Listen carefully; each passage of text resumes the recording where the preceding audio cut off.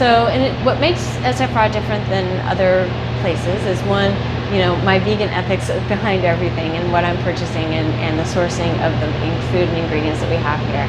So that is something that dictates everything that we do and the sources that we have.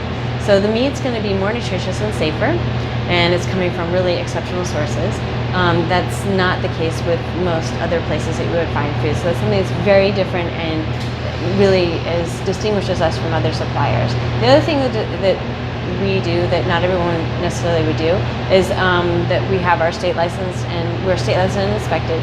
We're also an open kitchen, so we are doing everything right here in this room. We do our grinds we do our prep work on Thursday, our grinds on Friday. We do all our packaging, we make our treats and supplements and everything. Everything happens right here in front of you, and you can see everything that's going on. So that transparency and that honesty, and not having something done in a back room, not having something done in a different location, not having something done by a co-packer or someone else, I'm just really not comfortable with that. I mean, you don't even know what they're doing. So I'm here 7 days a week. I see what's going on with how our food is being prepared. I'm overseeing things as much as I possibly can, and making sure that everything's done to my standards, which are pretty high. So, and you can come in and see everything that's happening too, and you can see that what I'm saying is in the food is actually there, and you can see what we put in and how we manufacture it. The other thing that's different is that we use the whole animal. So we make two main products. We make a grind and we make a formula.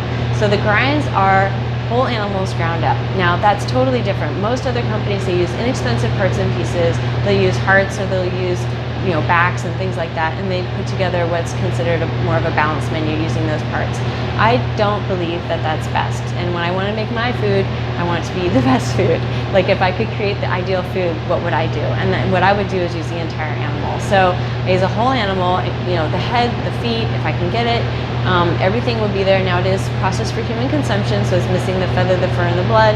That's a few things that you may want to use to supplement or add supplements to the food if you need to supply the nutrients that might be missing from that, or the benefits of those foods or those ingredients, parts of the animal. But we use the entire animal ground up, and that's really different too. Most people don't do that, or most companies don't do that.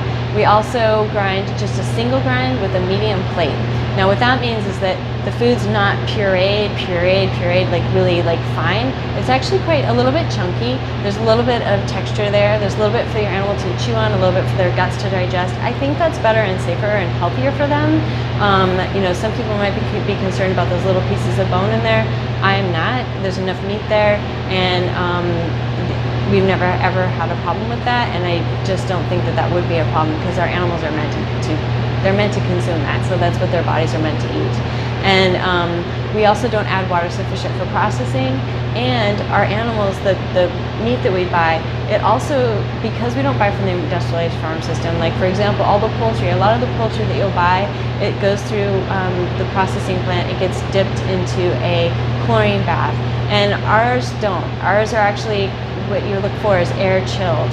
And then with the meat, with red meat, you look for dry aged. And these are things that are going to be more nutritious, more nutrient dense. It's not watered down, and never enhanced, of course.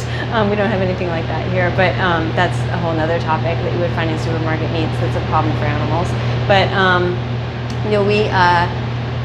it's more nutritious. It's drier. It's got more nutrients in it, and so oftentimes when you feed our food, you can feed about 25% less than you would of other brands because of those things, because of the nutrient density of the sourcing, also the handling, and then the processing on our end, and what we're including in the food.